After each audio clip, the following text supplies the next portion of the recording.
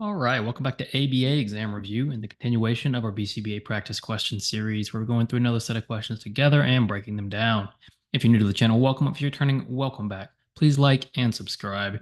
Be sure to check out behavioranalyststudy.com for all of our study materials, including our combo pack. When you pass your exam, please let us know so we can include you in the Sunday shout out. Work hard, study hard. Let's get going.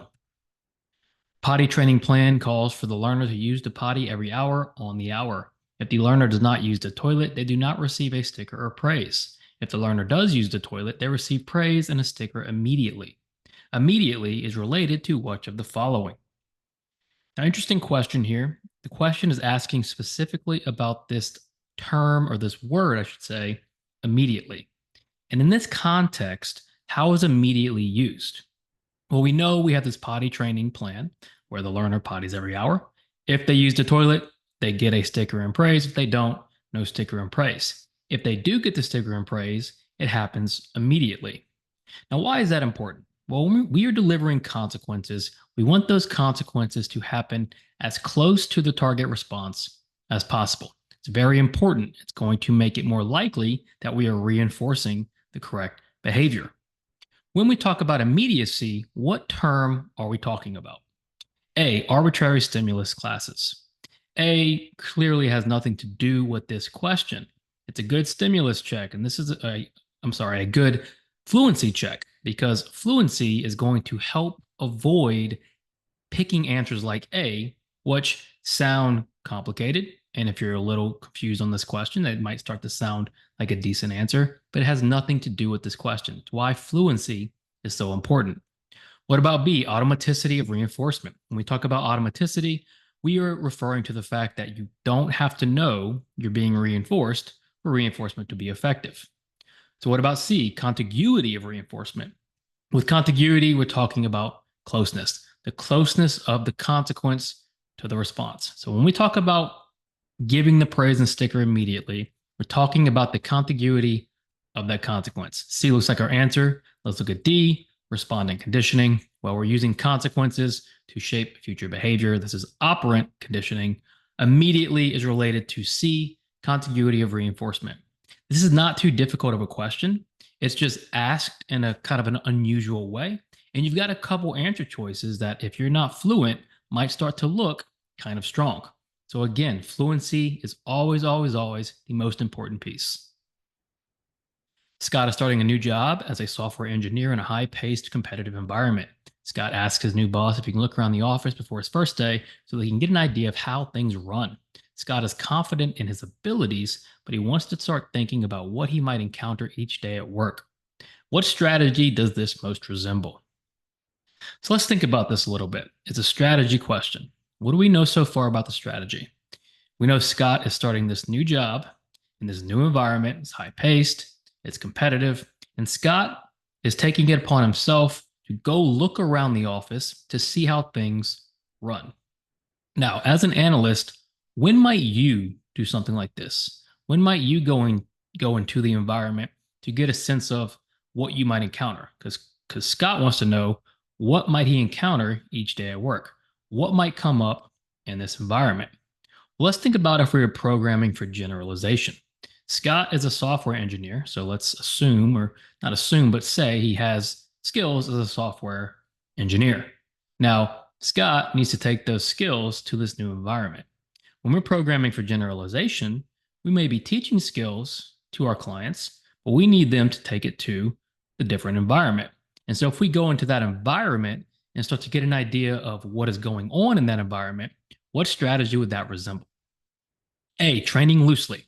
Training loosely is when we alter non-critical aspects of our environment so they don't gain stimulus control. Scott's not to that point yet. He's still just kind of assessing the situation.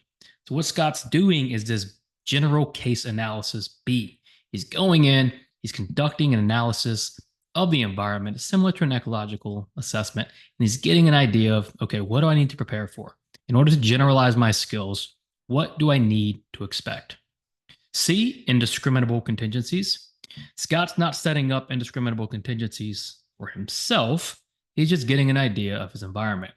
And then D, programming common stimuli. When we program common stimuli, we might program into our teaching, what we might see in the environment. Scott might be working towards that, but he hasn't yet done any programming. He hasn't done any training. He's just assessing. He's just analyzing. So the strategy that Scott is using most resembles this general case analysis. You just bought a new house that sits next door to another house that has floodlights. Each night, the floodlights will come on at seemingly random times and shine brightly into your windows. You want to start measuring how often this happens at night so that you can talk to your neighbor about it. What type of measurement would you use? Very easy measurement question. Let's not overthink this one. Remember, when you get an easy question on your exam, you don't want to overthink it. Trust your preparation, pick the best answer, move on.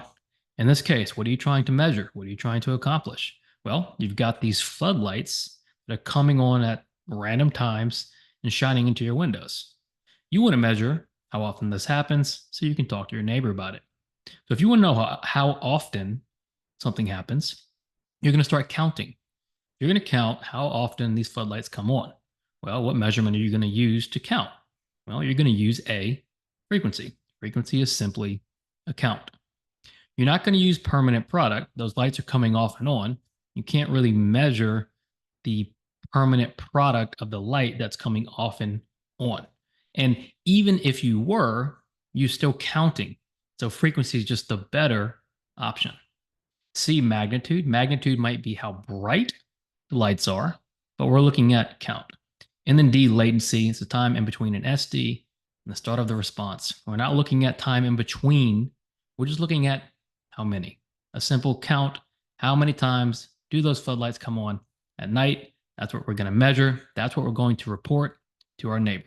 Simple, straightforward question. Don't overthink it. Trust your prep. Answer it. Move on.